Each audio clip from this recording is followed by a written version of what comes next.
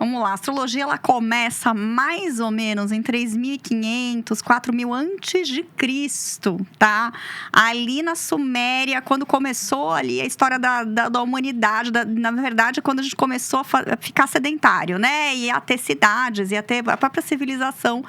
Aí a astrologia começou a ser feita. E como que ela tem ali na sua raiz? Vamos medir o céu, medir a posição dos planetas. Para planejamento, então, num primeiro momento, para planejamento, ter um calendário, porque precisava se planejar em termos de plantação, colheita, né? A gente começou a ter um calendário que aqui a gente, nesse planeta, depende das estações do ano. E aí, os astrólogos, quem fazia esses cálculos, também os astrólogos começaram a dar consultorias também para quem? Para os reis. Né? A astrologia ela nasce muito com uma ideia de ser consultor dos reis e das pessoas, né? Depois das pessoas muito poderosas, muito ricas, para que elas pudessem se planejar melhor. Então, a astrologia, ela nasce como? Com medições do céu, a posição de todos os planetas, das estrelas, que as pessoas passaram mais recentemente na astrologia, nessa coisa muito de falar de personalidade. E a astrologia não nasce muito com essa ideia de personalidade, tá? Ela não nasce muito com esse desejo de rotular as pessoas por estereótipo de signo, que é uma coisa que a gente tem que tomar muito cuidado, tá? Então, a astrologia, ela nasce com essa ideia, assim, como que eu posso organizar minha vida seguindo o fluxo dos astros, seguindo a medição do tempo que a gente mede no céu. Como que eu lido com o tempo e como que eu posso usar isso ao meu favor? Essa é a ideia, como nasce a astrologia, e aí ela vai evoluindo, trazendo mais técnicas, mas assim, o importante é, a astrologia ela tem uma base matemática muito forte, ela sim tá ali. Ela nasce com uma base matemática forte, ela era feita por astrônomos, matemáticos, gente muito importante para o desenvolvimento da história da ciência, mas a astrologia sempre teve o seu pé em algo mais místico, em algo mais esotérico, e ela aí não se fundamenta como uma ciência propriamente, ela vai estar ali realmente entre esses dois mundos, bem opostos, entre a ciência e a religião. Mas ela é vamos dizer assim, ela é uma técnica, que eu acho que isso é uma coisa que a gente pode, para definir a astrologia, acho que é bem por aí.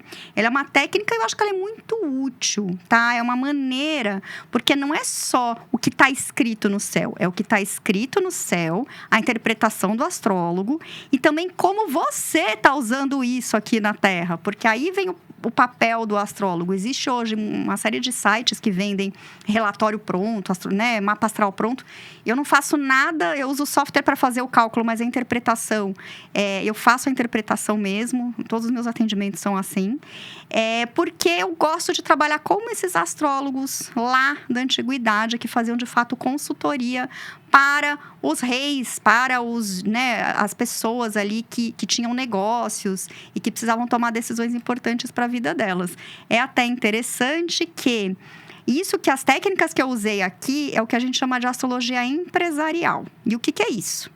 É o mapa do fundador ou o mapa do dono do negócio, porque, né, quem trabalha no negócio, a gente vai influenciar no desenvolvimento dele. Se tem sócios, muitas vezes a gente faz o mapa dos sócios juntos.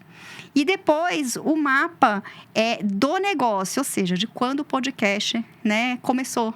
Quando o TikTok começou, e aí isso vira também um nascimento do negócio, e a gente analisa tanto para falar de talentos, de tendências que tem para se repetir ao longo da vida, como também ajudar a fazer previsões e planejamento mesmo. Esse mês, aquele mês é melhor, esse mês está bom para fazer negócios, esse mês não é bom para investimento com muito dinheiro, a gente olha esse tipo de coisa. Olha, para fazer parcerias, espere o mês tal ou mês tal, a gente consegue fazer esse tipo de consultoria, eu diria. Virgínia, a gente estava batendo um papinho nos bastidores, você é professora referência. Obrigada. O Léo, ele esteve aqui, ele falou muito bem de você. Então Adoro o Léo, trabalho com ele muito. Assim, a gente trabalhou junto, a gente deu aula junto. Já fui várias vezes no canal dele, que também adoro, acho super legal. Então, conheço o Léo de longa data. Então, a gente está muito feliz. E aí, a minha dúvida, como um amador, que eu não tenho conhecimento, e aí eu queria entender... o mapa para a pessoa física, você já atendeu inúmeras pessoas e como professor as perguntas chegam. O nível de assertividade, como funciona isso? Primeiro, a gente tem uma análise, né, dessa matemática, dessa técnica. E existe o que eu falei, a coisa de que como você usa isso, né? Por isso que ele é um trabalho consultivo. Eu costumo dizer o seguinte, a astrologia ela é uma aproximação do real. Por isso que, em termos de nível de assertividade, a gente tem que considerar duas coisas. A astrologia, ela não é exata o suficiente para ser uma ciência e nem teológica o bastante para ser uma religião. Ela está no meio desses dois mundos. Então, aqui eu vejo muita utilidade serventia na astrologia como uma matemática de aproximação. Ou seja, a gente consegue ver tendências e, a partir dessas tendências, fazer orientação. Então, esse que é o fundamento principal da astrologia. Agora, para quem trabalha com isso, para quem acompanha a astrologia, é realmente bem útil. A gente consegue antever determinadas tendências. A gente junta aqui esses cálculos com o que está acontecendo na sua vida, o contexto das coisas, e realmente dá para a gente se orientar bastante. E quando é feito com técnica, a gente consegue, inclusive, prever datas. E isso é assim, que é o fundamento da astrologia. Prever datas, assim, períodos de meses, utilizando técnicas combinadas. Então, a gente tem um mapa natal, que é o mapa de quando, né, você nasceu. E depois a gente vai ter, para fazer previsões, os trânsitos, que são os planetas, a posição atual e como eles estão conversando com os planetas do seu nascimento, digamos assim. A gente tem depois as progressões, que é uma técnica muito antiga, que vem lá dos antigos gregos. Depois ela é reformulada no período do Renascimento. E a gente tem aqui o que a gente chama de direções secundárias.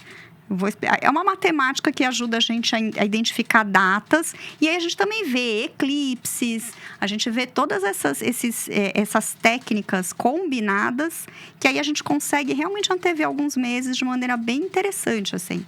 É uma forma de ajudar o planejamento. Quando você fala, nem a teologia e nem a ciência, na questão da exata, tem a energia humana que você coloca ali, que você implanta. Que é onde a gente está no mundo, no universo, né? A gente tem o nosso lado exato, científico, biológico, e a gente tem o nosso lado daquilo que a gente não consegue explicar, né? E aí acho que entra o lado religioso, teológico, de tudo que é aquilo que a gente não consegue dar muito nome e que a gente vai dar ao longo da história o nome de diversos deuses, de diversos sistemas de crença, né? A gente vai ter. Então, a astrologia, ela está realmente no meio disso, que é onde o ser humano está. A gente é, sobretudo, biológico. Estamos aqui na evolução do universo, né? Da física, da química, da biologia do universo. Biologia só da Terra, que a gente não sabe se tem vida em outros lugares ainda.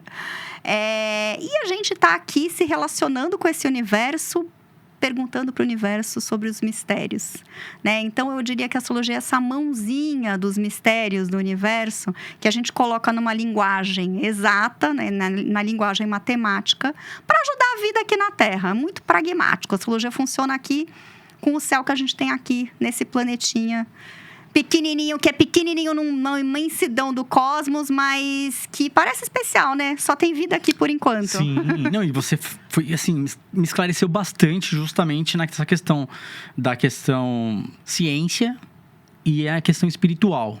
A espiritualidade aflora de cada um de uma forma. Uma é natureza, uma é a vivência, a família, a outra é religião fundamentada mesmo. Então, cada um vai para uma linha. Sabe que é uma coisa muito curiosa na história, assim, quando a gente pega a história da astrologia? Essa astrologia que a gente usa com esses signos, com esses nomes de estrelas, é o que a gente chama de astrologia ocidental.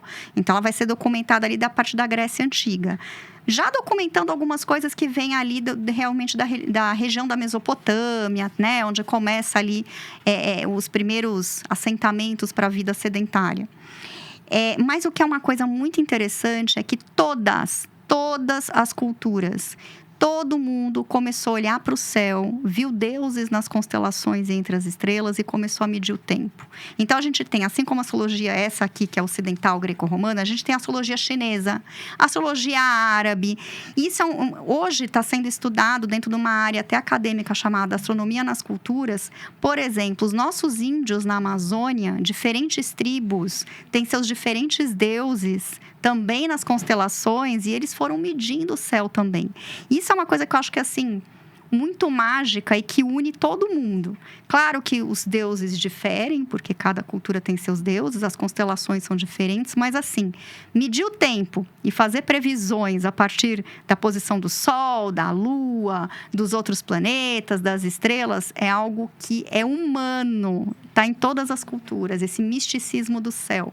E acho que é por isso que a gente tem uma coisa, o movimento dos planetas é física pura, mas o valor que a gente dá, o valor simbólico que a gente dá para ele, é algo que mexe com o oculto, com os mistérios, com algo que está para além do físico, para além do que a gente consegue entender cientificamente.